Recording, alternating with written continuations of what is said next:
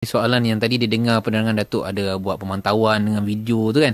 Dia nak tanya ni, bagaimana cara nak ambil gambar atau video pemandu yang melalui lorong kecemasan? Boleh perlu laporkan kepada mana-mana saluran? Bagus. Tahniah. Memang dia alu-alukan.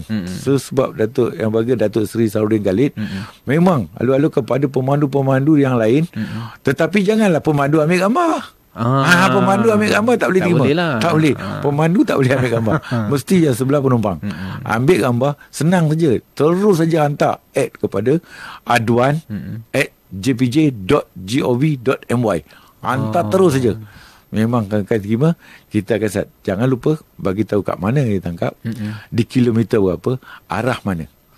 Berikan lokasi. Taipkan sikit lokasi, hantar terus kepada aduan@jpj.gov.my.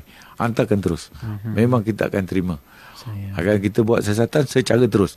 Inilah yang paling baik untuk menjaga. Biarkan mereka tidak akan tahu. Sesiapa pun tidak akan tahu siapa anda dilindungi. InsyaAllah. Jadi tanyalah pada yang nak membantu ni kan. InsyaAllah. Kalau kita kena, ni dia yang memandu, dia yang bergerak, dia nak balik kampung, kita yang kena jaga keselamatan mereka. Sepatut mereka lah jaga keselamatan mereka sendiri. Ini kita kena jaga. Tetapi kerana tugas lillahi ta'ala, kita buat yang terbaik untuk mereka. Sebab kita tak mahu pusara di lebuh raya merata-rata. Jadi kita nakkan semua orang selamat sampai. Jadi kita terpaksa menunjukkan kepada semua yang lain bekerjasama. Tangkap gambar mereka tu. Jangan risau.